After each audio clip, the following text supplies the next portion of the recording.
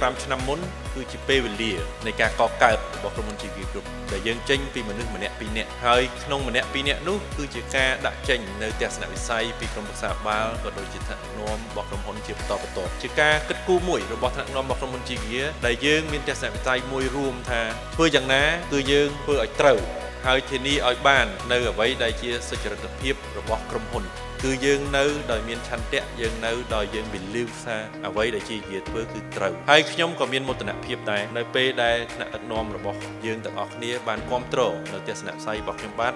ក្នុងការដាក់ចេញថាយើងត្រូវតែដើរផ្លូវត្រូវគឺយើងប្រឆាំងនឹងការរកស៊ីរត់ពន្ធគឺយើងប្រឹងប្រែងធ្វើយ៉ាងម៉េចកែខៃក្រុមហ៊ុន GK ឲ្យក្លាយទៅជាក្រុមហ៊ុនខ្មែរមួយដែលនាំមុខគេតម្រង់ទិសគេធ្វើយ៉ាងណាឲ្យយើងអាចក្លាយជាប្រទេសមួយដែលមានយ៉ាងហោចណាស់គឺវាត្រូវចាប់ផ្ដើមពីយើងឲ្យមានភាពត្រឹមត្រូវធ្វើការដោយមានការ focus ត្រឹមត្រូវយើងធ្វើការដោយមាន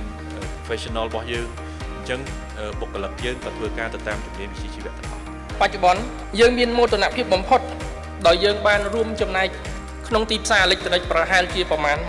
26% លើផលិតផលសំខាន់ៗទាំង4មុខរបស់ LG មានដូចជាទូទឹកកកម៉ាស៊ីនបោកម៉ាស៊ីនត្រជាក់និងប្រភេទទូរទស្សន៍ហើយនាពេលថ្មីៗនេះសូម្បីតែវិបត្តិសង្គ្រាមនៅព្រំដែនកម្ពុជាថៃយើងក៏បានសម្រេចចិត្តផ្លាស់ប្ដូរទិសដៅមួយចំនួននៃការនាំចូលអីវ៉ាន់របស់យើងហើយការផ្លាស់ប្ដូរនេះគឺយើងបានគិតទុកមកជាច្រើនឆ្នាំមកហើយគឺដោយយើងឈប់នាំចូលទំនិញពីប្រទេសថៃហើយងាកមកនាំចូលផលិតផលដែលផលិតនៅប្រទេសចិនកូរ៉េឥណ្ឌូនេស៊ីវៀតណាមនិងម៉ាឡេស៊ីជាដើមហើយយើងធ្វើបានដោយច្បាស់លាស់ឆាប់រហ័សហើយនឹងលឿនក្នុងរាត្រីនេះខ្ញុំក៏ចង់បានបញ្ជាក់ផងដែរថាយុទ្ធសាស្ត្រផលិតផលភាពជាដៃគូនិងកត្តាផ្សេងៗដែលនាំចូលទៅក្នុងទីផ្សារប្រកួតប្រជែងប៉ុន្តែវាមិនសំខាន់ទេគឺអ្នកទាំងអស់គ្នាដែលជាបុគ្គលិកជាមុខជាអ្នកដែលសំខាន់ជាងគេជាអ្នកដែលនាំមកនៅភាពជោគជ័យពិតប្រាកដជូនខ្លួនឯងនិងក្រុមហ៊ុនរបស់យើងជារៀងរាល់ថ្ងៃ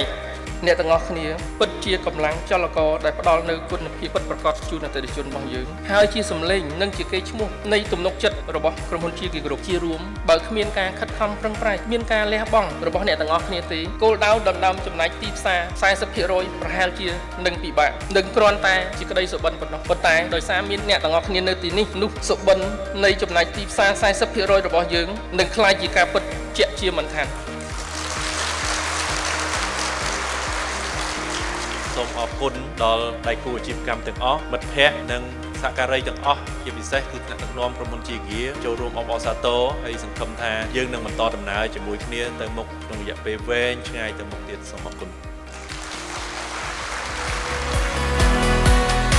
សូមជួបរួមអបអរសាទរគូ15ឆ្នាំនៃក្រុមហ៊ុន GK Group